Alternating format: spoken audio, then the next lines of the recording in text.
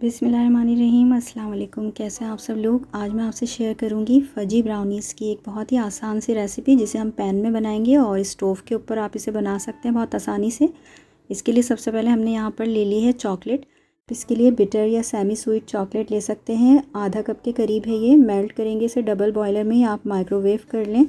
और इसके बाद हम इसमें शुगर ऐड करेंगे, तो थोड़ा थोड़ा करके आपको 3/4 कप के करीब शुगर ऐड करनी है इसमें। ये जो रेगुलर शुगर होती है वो ही है, तो ये थोड़ा सा मेल्ट होने में और इसके साथ मिक्स होने में मुश्किल होगी। आप थोड़ी थोड़ी करके ऐड करें, और जब हम बाकी इंग्रेडिएंट्स ऐड करेंगे तो उस टाइम ये फिर आसानी से डिज़ोल्व हो जाएगी। इसके बाद हम यहाँ पर 3 टेबल स्पून ऑयल ऐड करेंगे। कोई सा भी कुकिंग ऑयल आप यहाँ पर ऐड कर सकते हैं, वेजिटेबल ऑयल जो हो।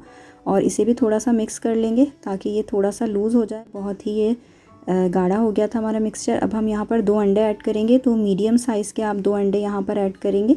मेरे पास जो अंडे थे ये लार्ज थे, तो थोड़ा सा ये हमारे पास जो बैटर बनेगा ये थोड़ा सा रनी सा होगा, वरना ये थोड़ा थिक होगा। आप यहाँ पर मीडियम साइज़ के ही अंडे ऐड कीजिएगा। उन्हें भी मिक्स कर लेंगे।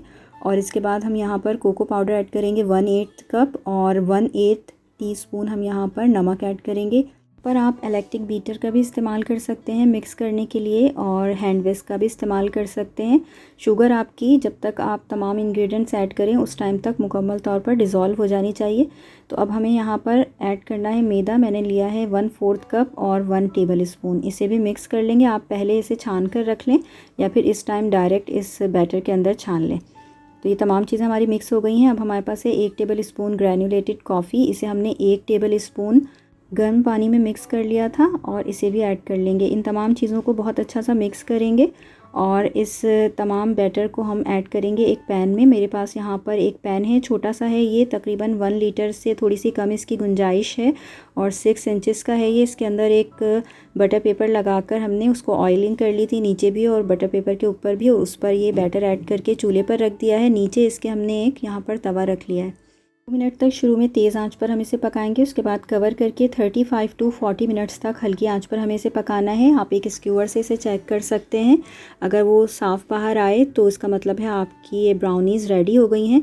और इसको हम डेकोरेट कर लेंगे अपनी मर्ज़ी से। आप जो भी चॉकलेट्स या नट्स यहाँ पर ऐड करना चाहें वो ऐड कर सकते हैं। मैंने इनकी डिटेल भी दे दी है, आप ये भी ऐड कर सकते हैं तमाम चीज़ें।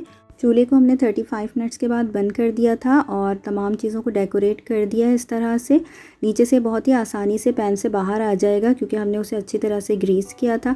ये देखें, बहुत ही आराम से पैन से बाहर आ गया है। आप पैन में चाहें तो इसे सर्व कर सकते हैं, और इसे ज़रूर ट्राई कीजिएगा इस रेसिपी को। बहुत ही आसान है और बहुत ही मज़ेदार ये रेसिपी बनती है, तो ज़रूर ट्राई कीजिएगा। अपना ख्याल रखिएगा। अल्लाह हाफिज़।